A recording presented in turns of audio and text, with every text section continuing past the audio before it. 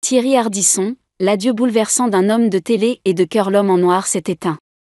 Thierry Ardisson, figure incontournable du paysage audiovisuel français, est décédé ce lundi 14 juillet à l'âge de 76 ans des suites d'un cancer. Sa disparition laisse un vide immense dans le monde des médias, tant son style unique, mêlant provocation, intelligence et élégance, a marqué plusieurs générations de téléspectateurs. Depuis l'annonce de sa mort, les hommages affluent sur les réseaux sociaux, saluant un animateur hors norme et un producteur visionnaire.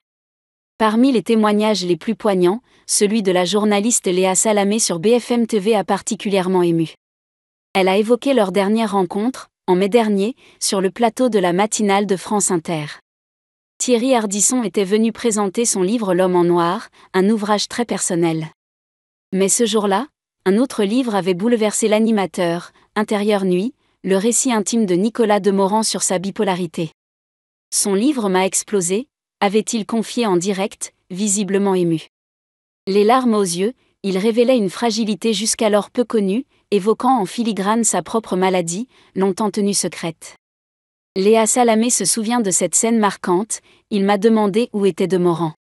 Il ne le connaissait pas, mais en le croisant, il l'a étreint avec une telle intensité, en lui lançant « Ton bouquin m'a tué ». Selon la journaliste, ce bouleversement profond trouvait sans doute racine dans l'histoire personnelle d'Ardisson. Dans son entourage, il avait connu la maladie mentale, peut-être chez ses parents.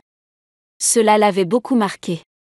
Son propre livre, L'homme en noir, ressemblait d'ailleurs à une introspection finale, où il convoquait les fantômes de son passé, ses amours, ses blessures, ses conflits familiaux. J'avais une grande admiration pour lui, conclut Léa Salamé.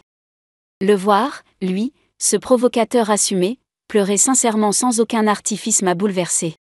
Je ne savais pas qu'il était malade. Aujourd'hui, tout prend sens. Il était à fleur de peau, et c'était un adieu déguisé.